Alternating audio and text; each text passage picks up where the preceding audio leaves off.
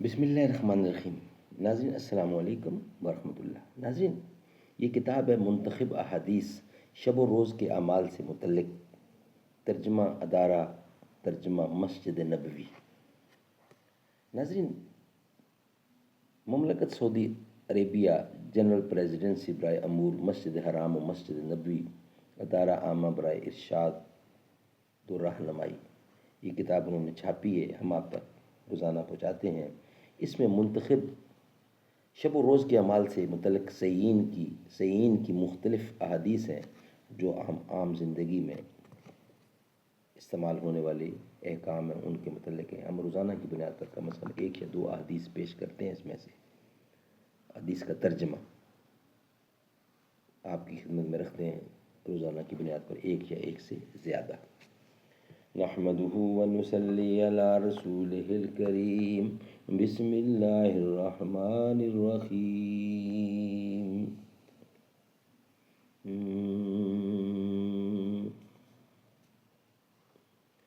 ہمارا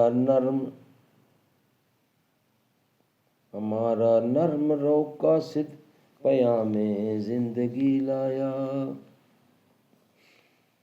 ہمارا نرم رو قاصد پیام زندگی لایا، خبر دیتی تھی جن کو بجلیاں وہ بے خبر نکلے، خبر دیتی تھی جن کو بجلیاں وہ بے خبر نکلے، حرم رسوا ہوا پیرے حرم کی کم نگاہی سے، جوانان تتاری کس قدر صاحب نظر نکلے،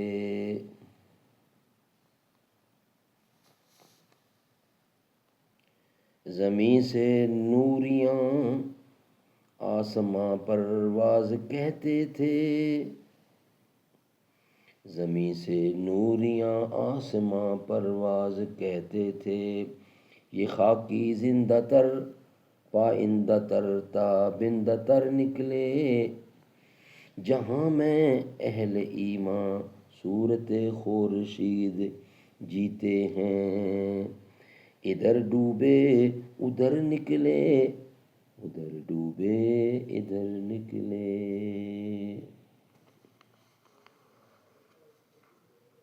قال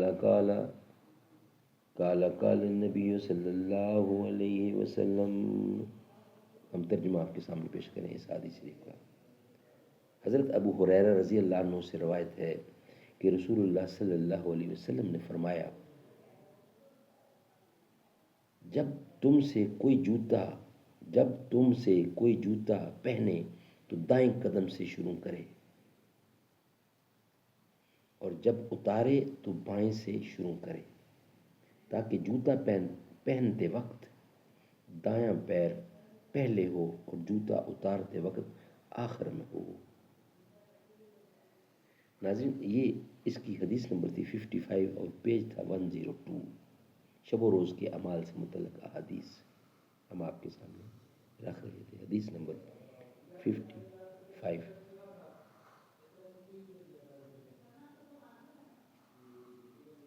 انشاءاللہ نیکسٹ ویلاگ ہم آپ کے سامنے رکھیں گے نیکسٹ حدیث کے ساتھ۔